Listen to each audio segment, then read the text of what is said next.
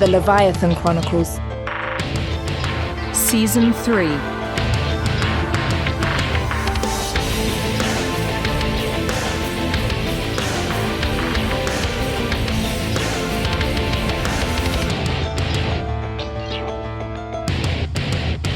The story thus far. Senshin and the Black Door group have reached the buffer station. Deep in the Congo jungle in Africa, Senshin, Rebecca von Alt, Whit Roberts and Jason Sterling have discovered a massive sinkhole in the rainforest that contains a mysterious stone temple. Sterling has told Whit Roberts that the aliens are inside and their plan will finally begin.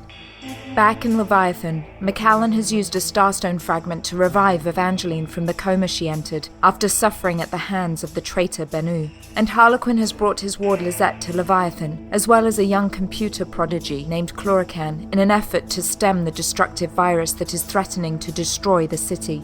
Chlorocan has managed to slow the spread of the virus, thus buying Leviathan more time to eliminate the threat or evacuate the city. And in Tokyo, Japan, ANA Flight 324 from New York City has just touched down in Narita Airport, with passengers Jeffery, Tulley, Toshi, Tanaka and Anton on board. Tulley has come back to Japan to return Toshi to his father, Kasunori Tanaka, head of the Yakuza. Tulley hopes by returning Tanaka's son, he will gain freedom for his best friend, Oberlin Clair. And now, Chapter 43, The Exchange.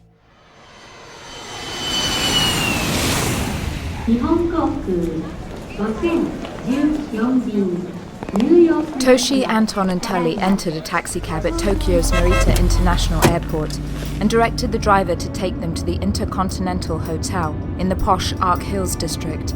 Anton had visited the hotel in the past and specifically requested the Tatami Corner Suite, one of the grandest rooms in the hotel, to effectuate the handoff to exchange Oberlin Clair for Toshi Tanaka. In the taxicab, Tulley removed a cell phone Anton had given him and made a very important phone call. When he finished, he handed the phone back to Anton. You really think this is going to work? If you follow my instructions properly, I don't foresee any problem. You know, if we mess this up, I realize what's at stake, Mr. Tulley. You just make sure you control your end of the bargain.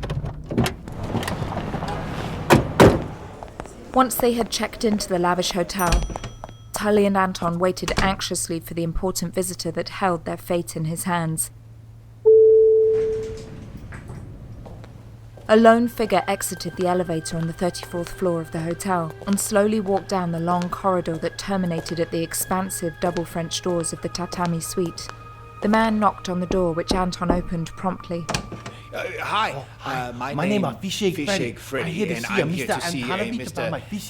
Antonovich about my fish egg order. Yes, I'm Mr. Antonovich. Won't you come in, Mr. Frederick? Please have a seat. Freddy nervously entered the opulent suite and couldn't help but stare wide-eyed at the show-stopping views of the Tokyo skyline and lavish appointments of the room. His hands fidgeted fretfully as he sat down in a lush cream-coloured silk chair beside a polished walnut table by the window. You say Intercontinental Hotel want to see me, Mr. Antonovich. I come to Tokyo right away. I come very fast when you call. We appreciate your promptness, Mr. Frederick. Oh, call me Freddy. All my friends call me Fish Egg Freddy. Yes, Mr. Frederick. We called you to Tokyo to discuss our latest order of beluga caviar that we placed with your organization recently. It seems there has been some deception on your part, Mr. Frederick. It seems that not all the caviar you've supplied us with is uniform in its quality. I don't know what you're talking about, Mr. Antonov Smith. My fish egg's very good. Really, Mr. Frederick? Then perhaps you could explain to me why 50% of the beluga caviar we ordered from you has turned bright green within the first 2 weeks of cold storage. That means caviar is very special. It's like a Cracker Jack. When fish eggs turn green, it's very lucky. Means you have good luck all year with lady friends. Mr. Frederick. Nothing's wrong with my fish egg. Maybe hotel didn't store caviar cold enough. Maybe a little green frog got inside tin, make a little house. Mr. Frederick, I feel it's only fair to warn you that we have received some reports that would appear to cast some doubt as to the caliber of your character. What's that mean? Who say bad thing about Fish Egg Freddy? Why don't you take a wild guess, you filthy son of a bitch? Two powerful hands clamped down hard on his shoulders, shoving him deeper into the chair. Sit down, you squid shit. It's time for a little payback. Tulley! Freddy, so happy to see you. I'm so glad you're okay. Yeah, so glad Yakuza didn't chop your head off and feed body to wormfish. Tulley, how are you, my friend? Tulley's fist shot forward, demolishing Fish Egg Freddy's nose. Tulley grabbed the sides of Freddy's cheeks and squeezed. You little tiny nothing. You sold me and Oberlin out. You sold us out for one goddamn payday. You know that we would have helped. We always help you out in a jam. We were gonna get back on our feet and have you join our team on the Hail Mary. And you fucking turned on us. Tulley, please. Tulley, I'm so sorry. Yakuza gave Freddy no choice. They say they kill Freddy and Mama-san. They tell all my customers not to buy from me. They took everything from me, Tulley. Freddy had no choice, nowhere to go. Please, Tulley, please. I'm so sorry I hurt you and Oberlin. I love Oberlin, but Freddy's got nobody, Tulley. I got nowhere. Nobody to turn to for help. What about me, Freddy? I got nowhere to turn when my shit goes bad. My boat blows up, my wife sues me. I don't have anybody backing me up. No, Tulley, you got Oberlin. Oberlin always sticks by Tulley. Freddy's got nobody. Please, Tulley, please forgive Freddy. I'm so sorry. I don't want to hurt my good friend. Tulley stepped away from Freddy to take full measure of him. He was slumped over with shame, even more so than fear. He knew Freddy would say whatever it took to stay alive, but he still felt genuine regret emanating from the man. Tulley's anger left him ready to exact a painful revenge upon Freddy. But for Oberlin's sake, he knew a cooler head had to prevail. All right, you listen to me, you little piece of sea slime. It's time for you to make it up to me. Make it up to Oberlin. Time for you to deliver. If I let you go, and my friend and I decide not to paint the walls of this hotel room with your face, then you're gonna run some errands for Anton and me. Yakuza are gonna kill Freddy if I help you. I'm gonna kill you right now if you don't do every single thing I say. And if you leave this hotel and say anything to Tanaka, or the Yakuza, or the police, I'm gonna talk to the Intercontinental Hotel for real. And I'm gonna tell them all about the scam you're running and your special fish egg sauce. And then I'm gonna talk to the cops and tell them about the smuggling you've been doing on the side to get all that caviar into the country. I'm gonna make sure you go broke and that you get put in jail. And then I'm gonna call Tanaka-san myself and tell him you were the one that helped me escape with Oberlin. And look at me.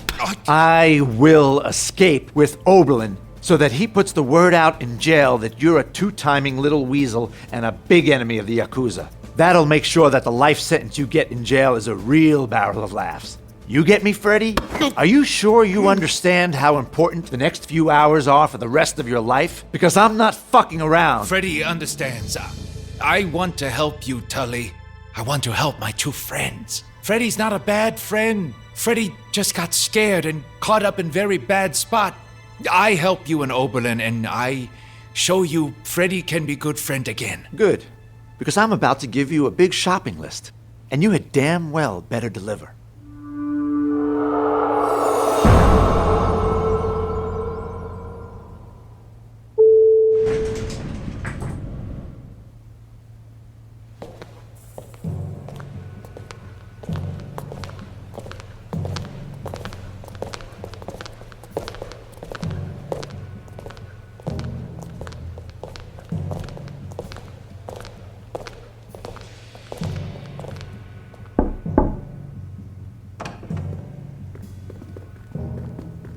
Window.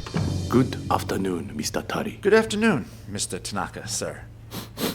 It smells like rotten fish. Tanaka stared at the large platter of half-eaten sushi, some scattered shells of edamame, and a half-dozen bottles of Kirin Light. Oh, yeah, I'm sorry about that. We got in late last night, and I was totally starving. I figured, hey, when I'm in Japan, I gotta have me some sushi, right? So that's what I ordered. I got one of those my kase plates. I guess the housekeeping didn't come yet.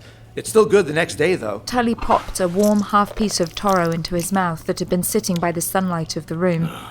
Disgusting. No, actually, it was all right. Not great, but all right. Where is my son, Mr. Tari? Why don't you tell me where Oberlin is first? You will see your friend Oberlin when my son is safely in my custody and I can see he's unharmed. You have already begun to try my patience, Mr. Tari. Your son is close by. In fact, he's in the hotel. But I want to see Oberlin. Now. Give me my son first. No. See, that's not what's going to happen.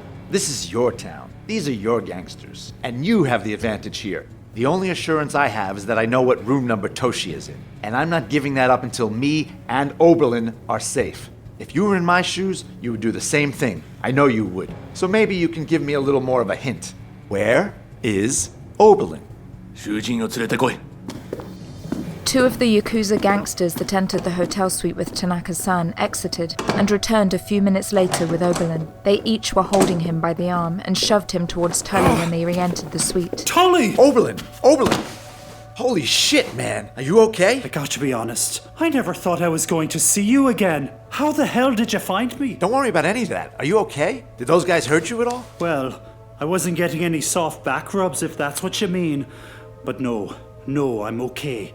I just want to get out of here. Me too. I gave you my assurances he would be unharmed, and I have now presented you with your friend. The time has come for you to honor our agreement. Where is my son, Mr. Tari?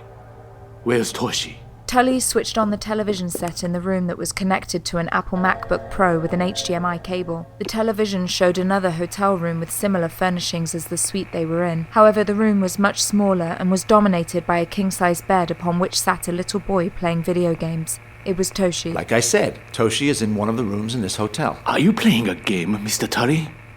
What room is my son in? Well, I am going to tell you what room your son is in, but not until Oberlin and I are safely on a plane getting the hell out of Japan. I don't think so, Mr. Tari. I do think so, Tanaka. Look, I've shown you the video, and you can see that Toshi is okay. 24 hours ago, your son was in New York City being held by a mutated lunatic and being used as a bargaining chip against you. Now I've got him back home to you. I did that. Now it's your turn to let me and my friend go and never ever see us again. That was our deal. Mr. Tari, I am growing tired of your inability to grasp the situation you are in. This isn't a game. You're right, this isn't a game. This is my friend's life. And we had a deal, Tanaka. Our deal is subject to some renegotiation. What do you mean, renegotiation? You got Toshi back. That was the deal. I got him back from that maniac, Jason Sterling, and I almost got myself killed doing it, but I got your son back. Now we're even, Tanaka. All debts are settled, right? Your son is okay, and I'll call you with the room number when I'm on a plane out of here. Well, you may have brought my son back. You did not adhere to the exact terms of our agreement. Our deal was for you to bring Toshi back to me within 72 hours. You fucking bastard. And as I look at my watch, I see that over 85 hours have passed since we had our last meeting in Okinawa. Come on, Tanaka. It seems you have had a very hard time meeting your obligations in any contract you enter, Mr. Tari. Seriously? You're gonna welch because I'm a couple of hours late bringing your only son back to you from the other side of the world? You are also a man who has stolen from me and should be punished for making me appear a fool in front of my community. But you have provided me with a valuable service. And I am not an ungrateful man. So I will allow one of you to be free and the other I will kill quickly and mercifully. Between you and your friend Oberlin, who lives and who dies is entirely up to you. You have 1 minute to decide. Jesus, Tanaka. Tulley looked at Oberlin, who appeared shocked. Okay, just 50 seconds. Can you give me a moment? I can give you 45 seconds. All right. I choose me. You can kill me and let Oberlin go. Tulley! I'm not going to let you... Shut up, Oberlin. Tulley! It's me, Tanaka. I'm the one you've wanted to kill all along. But one condition. I want to be able to talk to Oberlin, alone. I want to use my last 45 seconds, or however long you'll give me, to just say a couple of things to my friend before you kill me. I've earned that. I fucking earned that! I've treated your son kindly, and I deserve to say goodbye to my friend. He's the only family I got. I would make your farewell a brief one, Mr. Tari, and give me the room number of Toshi. Or I may decide to simply kill both of you. Come here, Oberlin. Tulley glared at Tanaka before he and Oberlin quickly entered the bedroom on the left. Tulley, I'm not going to let you do...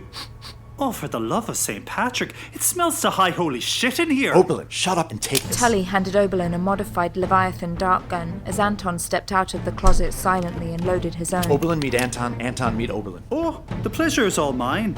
You know, I've heard... Stay focused. Anton, you take left, I'll take right. Oberlin, you hit the guy in the middle. Nobody misses. Got it? 10 seconds later, the bedroom door burst open.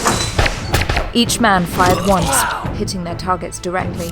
Tanaka jumped back in shock and was suddenly crouched on the floor in terror when each of his bodyguards slumped lifeless to the ground. When he realized he hadn't been struck, Tanaka made a frenzied dash to the hotel suite door, but Anton had already closed the distance. He grabbed Tanaka's chest from behind and threw him backward over his hip, smashing into the elegant coffee table, sending glass everywhere. Tulley pounced and sat on top of Tanaka's chest, with Anton now holding down each of Tanaka's arms. You're not going anywhere. You die for this, you... Buremono! Tulley grabbed Tanaka's nose roughly and pinched it shut. I don't think so, The Tanaka. I Yakuza don't boss think thrashed so. back and forth and gasped desperately for air. Oberlin, give me that tray in the bedroom. The metal one. Hurry! Oberlin dashed into the bedroom and wrapped a towel around his hand, and returned with a rancid metal tray covered in blood and slime. 3 dead, gutted fish lay on the plate. I wanted to spare no expense for you, Tanaka. Not after you've been so hospitable to me. So I prepared a little Japanese delicacy for you. It's a tricky little dish. It's called fugu, or otherwise known as puffer fish. Tulley, using Oberlin's towel, grabbed a handful of the sliced fish flesh and shoved it into Tanaka-san's mouth. I did a little home cooking for you. A little sashimi. Cut it all up myself. How's that taste, Tanaka-san? Let me guess. It's getting a little tingly on your mouth. Tanaka screamed in terror as Tulley held both his nose and mouth shut, forcing him to swallow the slices of raw fish. Once Tulley was assured the fugu had passed through his throat, he released his mouth to breathe. You know, you've got to study for at least 3 years to learn how to cut fugu, just to make sure you don't get any of the poison stuff on the fish. It's all in the liver, you know? One little nick and the whole fish is contaminated. Poison everywhere. Enough to kill 30 men. You will die for this. I will die? I will die? Well, the funny thing about fugu is that I don't think you need 3 years. In fact, I watched a YouTube video on the plane ride over here, and I already feel like an expert. But that being said, I don't think I'm going to be the one that dies first. Tulley grabbed another handful of raw, bloody fish slices and thrust them into Tanaka's mouth, holding his jaw shut. How's it tasting now, Tanaka? A little tangy? I put a little seasoning on that last bit. I only had a Swiss Army knife to work with when I was doing the cutting, so... My people will never let you leave Japan alive. Oh, I wouldn't say that. See, you got a choice now, Tanaka. You can trust in my sushi-making ability that maybe the fugu I served you is clean. Maybe I didn't nick the liver or the ovaries of the fish. Maybe the fish you ate is fine. Or maybe your nervous system is about to seize up. Pretty soon, moving your arms or legs, or even breathing is going to get mighty difficult. I could call you an ambulance and they could get you to a hospital, but for that to happen, you're going to call your goons in the hotel lobby now to tell them to let us pass through, that we delivered Toshi and we're clean. Never. I would rather... Okay, Oberlin, hand me some more puffer pieces. Those ones near the belly look pretty appetizing. Stop! I will call. Are you sure? Because I could add a little wasabi or soy sauce just to make Give me the phone, damn it! Quickly! Tulley continued to sit on Tanaka's chest while Anton held down his arms. Oberlin dialed the number Tanaka instructed and held the phone to the gangster's ear. 囚人は借金を払った。ホテルから出るのを許可しろ。 You know, they told me you would do this. They said you would double-cross me. Even when I lived up to my word. You left me no choice, Tanaka. My legs. I can't feel my legs. Tulley got off Tanaka's chest and Oberlin and Anton rose up as well. They stared down at the man who now trembled slightly on the floor. That's the poison starting to work on your nervous system. You see, I knew if I tried to leave here with Oberlin, you'd be on the phone getting an army of your Yakuza goons to take me out. So now you're going to be frozen for a little while, Tanaka. Paralyzed. The poison blocks your nerve cells so you can't move. No more phone calls for you. Your brain stays active so you can hear everything I say while you can't move a muscle. Save me. Don't let me die. That's a lot to ask from someone you've been threatening and torturing for the past 72 hours. Actually, 85. Oh, right. Excuse me. 85. But you know what? I'm a better man than you. I'm going to leave this hotel now with my best friend. Your son Toshi is in room 1456. I'm going to call his room and tell him that you're here. Maybe you'll get here in time before your lungs stop working and you suffocate. Tanaka was now compressing himself into the fetal position. He was trying to move his arms, but was having trouble doing so in a coordinated fashion. But before I do that, I feel like our deal needs a little renegotiation. Tanaka's eyes widened in horror. My friend Anton here has some questions for you. Important questions. I suggest you answer him as quickly and as honestly as you can. Tanaka-san, you've been supplying Jason Sterling and his Black Door group with nankatsu technology developed by utilizing materials stolen from Leviathan. We know he is collaborating with 2 extraterrestrials. What did he want nankatsu to build for him? He wanted... We built... submarine. The high tension. We know about that. What else? What else did you build for Jason Sterling? What's the largest thing you've built? Well, the sooner you answer, the less permanent the damage to your nervous system will be. There was a station, codename Crossbow, in the north, Nunavut, Devon Island. Please. Thank you, Tanaka-san. We're finished here. Tulley, Oberlin, after you. Kasunori Tanaka's arms and legs twitched violently as his whole body convulsed. Tanaka, I know you can still see, so I want you to look at me. This is me fulfilling my end of the bargain. Tulley removed his cell phone and quickly dialed a number. Hey, Toshi, this is your friend Tulley. Yeah. Come up to the tatami suite on the 34th floor as fast as you can. Your dad is here waiting for you. Yeah, everything is okay now. Nothing to worry about. No.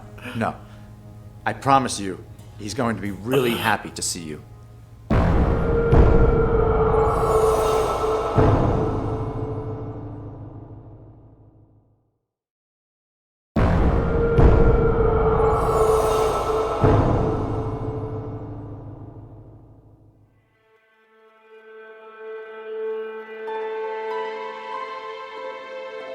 The brilliant, triumphant sky blazed across the cavern ceiling of Leviathan, flooding sunlight into the large floor-to-ceiling windows of the highest level of the Med Tower.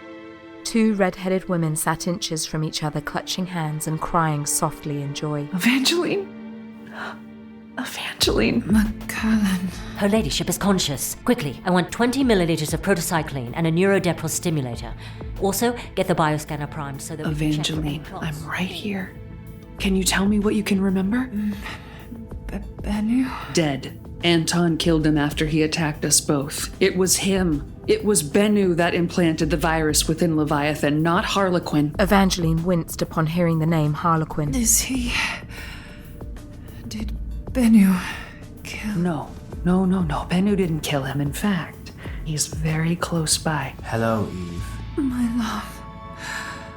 Harlequinn. Harlequinn approached Evangeline's hospital bed and knelt on one knee to be at eye level with her. He brought her chilled hand to his mouth and kissed it gently. Apparently all the Queen's horses and men couldn't keep me away from you. I'm sorry, Father. Sorry for all the sins I've committed. And I'm sorry for doubting you. It's all in the past now. My actions have been less than admirable towards you over the centuries. I've been as guilty as you for not clearly seeing what's in front of me. Stay with me, Harlequinn. Please. Forever, my love. Forever. Painfully, Evangeline turned her head to the left to face Macallan. Elgar and Kirana. Macallan's eyes shifted to shoot a glance at Dr. Link and Harlequinn. Macallan. They escaped, Evangeline. We couldn't stop them before they jumped through the keyhole. We don't know where they are. Evangeline took in a sharp stab of breath before squeezing Macallan's hand. How long? Since they escaped, it's been a few days now. We haven't been... Who else knows? Who else has seen the aliens in Leviathan? Not many. A few key members of the Honor Guard rushed into the catacomb chamber after the alarm had been sounded, but I'm not sure if they witnessed the aliens. Members of the Leviathan Council have been briefed, as well as a few key personnel. We're doing our best to keep a lid on on the sensitive nature of their presence. Macallan, listen to me. You have to find them. Quickly. There won't be much time.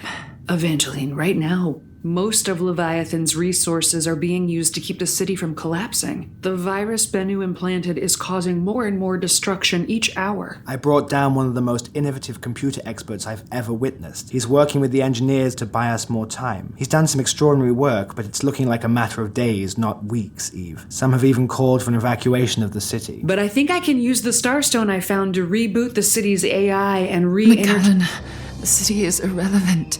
It's far more important that we find the aliens first.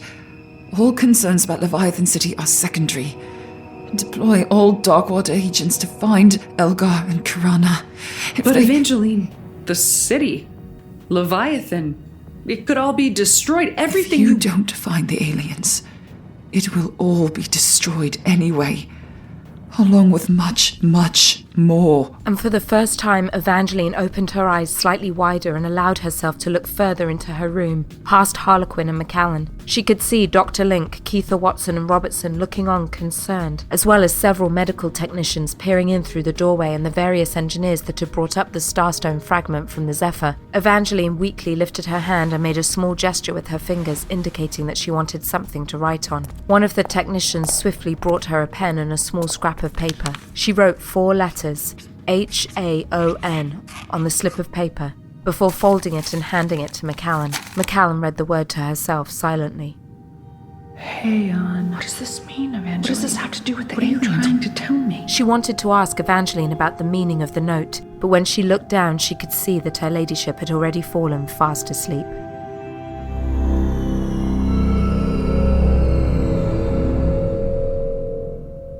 I'm sorry, but her ladyship needs rest. I have to ask everyone to clear the room immediately. I promise I'll notify you if there's any change in her condition. Macallan, you should come with me. I want you to meet my ward Lisette as well as get briefed on the status of the crisis we're facing. Harlequinn, I didn't know that you had... Yes, it's a long story and one that you really should listen to sometime. But right now, we need to get to the engineering hub. They're working round the clock in the server room trying to keep our pressure shield up and maintain the power grid within Leviathan. Fine. Make sure they bring the Starstone fragment to the engineers so that they can use it to bolster our power reserves. Harlequinn and Macallan descended to the base of the med tower and drove a 3-wheeled enclosed pod bike to the engineering hub that was located near the West Hangar Bay. The bike allowed them to traverse the city quickly and also kept Macallan out of plain view of the populace that would otherwise quickly swamp and bombard her with questions about Evangeline's condition. Do you think the city's gonna pull out of this? Never underestimate the ability of a situation to get worse or better. How much further? We're here. The server room is 4 flights down at the Undercity level. Come on. Macallan walked into the engineering hub and down several flights of wide stone steps. She soon found herself in an enclosed room over 2 stories high with computer monitors covering almost every inch of the wall space. She also found Underchief Astrid Ansler asleep at her desk, with her Nautilus-rimmed glasses pushed high on her forehead. She gently rubbed the shoulder of the exhausted engineer. Hey there. Dreaming about electric sheep. Oh, Macallan! You made it back. You did it. Was the Zephyr... The Zephyr performed perfectly. You did an amazing job prepping our gear for the mission. We succeeded because of your work. Thank you, Councilwoman. But the real reason we're still here right now is because of those 2. The Underchief pointed to a pair of young adults sitting very close together in front of 6 large computer monitors. The 2 were pointing at various flashes that illuminated on a citywide map that appeared on one of the monitors in front of them. Other computer technicians swiftly approached the young man sitting in the left chair to confer with him or show him live information feeds on their datapads. The young woman next to him touched his arm and brought his attention back to the monitor in front of them. My dear, I certainly hope I'm not interrupting a romantic playdate. Harlequinn! The young girl stood up from her seat beside the young boy and approached Harlequinn sternly. She looked like she might take a swing at the immortal, but stopped when she saw Macallan standing next to him. Lisette, this is Ms. Macallan Orsel, the so-called messiah of the immortal race and damn good backgammon player from what I've heard. Macallan, this impetuous Spitfire is my pride and joy. Her name is Lisette, and she's one of the greatest thieves in the world. It's a pleasure to meet you. I hope you can steal us some more time here in Leviathan. Enchanté. Harlequinn, I asked you hours ago to get me the electrolysis schematics for Clair. He's been working non-stop, and you can't expect him to. And of course, this is Mr. Clair, our computing prodigy that we seduced away from the revelry of DEF CON in Las Vegas. Clair rose tiredly to shake Macallan's hand. Please don't get up. I mean it. Please, stay at your desk, because I hear you're the one that's keeping this place from imploding. Well, I wouldn't say that. All of the engineers here have been working non-stop. How have you been making out? We've been trying to set up a dummy AI to literally lure the virus into deploying its resources away from the primary life support and pressure shield. Like I said, it's buying us some time, but I don't know for how long. I'm hoping you can offer us a better plan. I hope so too. The engineering team is bringing over a Starstone fragment that I discovered in New York that I hope we can integrate into Leviathan's power grid to sustain us. It might not be that easy. Show me what you've been doing so far. Sure. Well, have a seat in front of the main screen, and I'll bring up the firewalls and antiviruses that I created. But as soon as Macallan sat down and began to stare at the computer monitor, Chlorocam's voice began to fade and grow distant. She had a vague sense of weightlessness and could feel her body floating above the skyline of Leviathan. The only sensation that registered with her was Harlequinn's hand firmly gripping her shoulders. What? Macallan had fallen asleep in her chair. Macallan, you need to get some rest. Go back to your apartment and we'll contact you shortly once we get the Starstone connected to the mainframe. You look like you could use some sleep.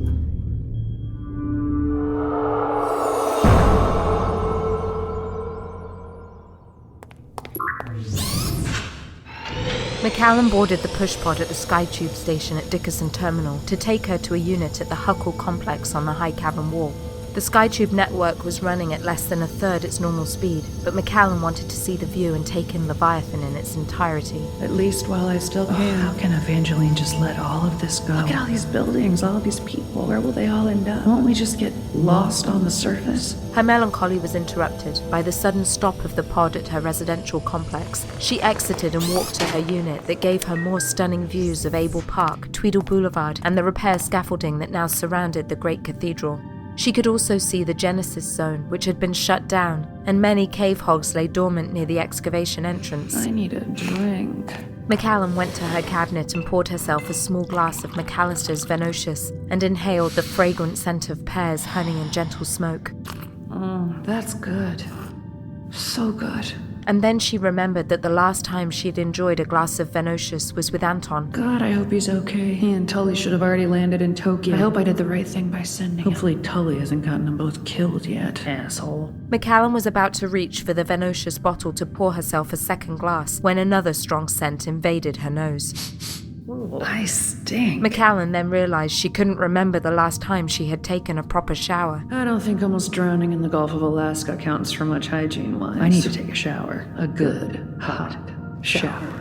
Macallan walked into her bathroom and disrobed, placing Evangeline's note, her earrings and her PCOM on the salmon-coloured marble counter beside the shell-shaped sink. She opened the smoked glass door to her shower, waved her hand over the motion sensor to activate the heavy flow of water directly from the ceiling, and quickly pressed the red temperature button repeatedly to raise the temperature of the water close to scalding. Macallan stood inside and felt the heated water beat down onto her aching shoulders as she filled her mouth with water, rinsed and slowly turned, allowing every inch of herself to become heated and warm. The sound of the running water calmed her mind and granted her the comfort to think. What if the Starstone doesn't work? Maybe the Genesis Zone is the answer? Maybe we need to go deeper. I should talk to Engineering Chief Denson. Nope, scratch that. I'll just talk to Astrid. If we have to evacuate, where would we go? Does Evangeline have some sort of base on the surface?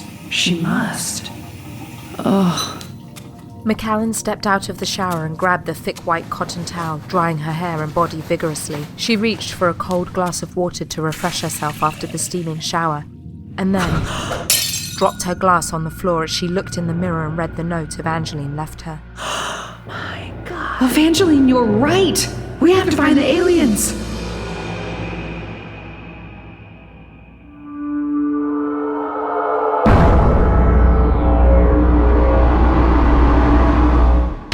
You have been listening to the Leviathan Chronicles. The Leviathan Chronicles was written and created by Christof Laputka, produced by Robin Shaw, produced and musical composition by Luke Allen, directed by Nobi Nakanishi. For a full list of cast and crew, or to purchase the ad-free director's cut, go to leviathanchronicles.com.